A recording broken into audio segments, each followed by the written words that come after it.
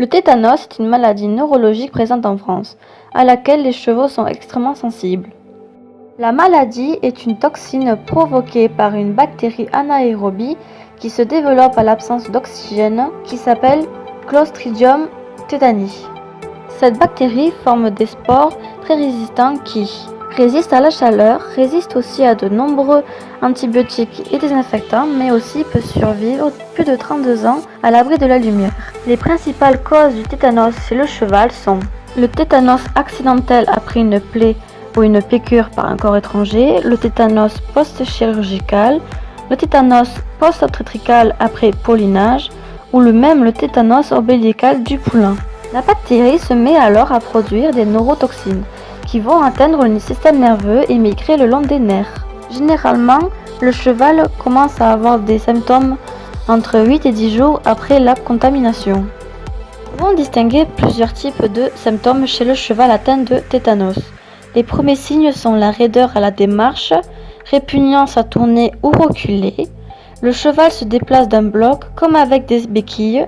Puis, les symptômes s'accentuent rapidement avec des spasmes musculaires généralisés, entraînant difficulté à s'alimenter.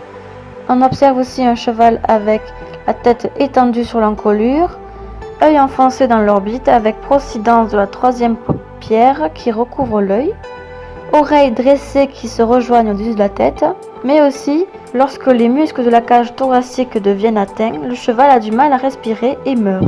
Généralement, la mort survient entre 1 et 3 semaines pour la forme subaiguë, voire à 1 à 2 jours pour la forme aiguë.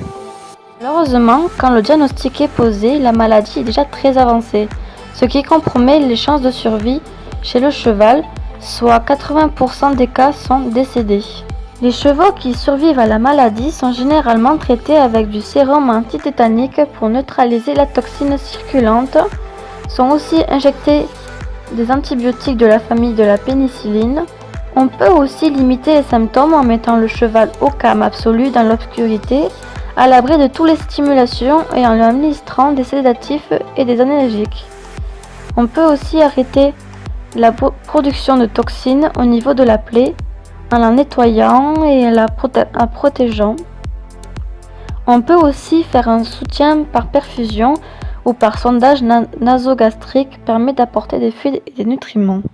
Pour éviter que le cheval ait la maladie, il faut primordialement faire les vaccins, soit 2 injections à 1 mois d'intervalle puis un rappel 1 an plus tard.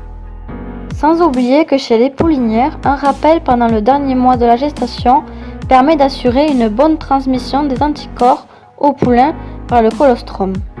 Si jamais votre cheval est atteint de la maladie, il n'est pas besoin de faire de déclaration obligatoire car le tétanos ne fait pas partie des maladies légalement réputées contagieuses.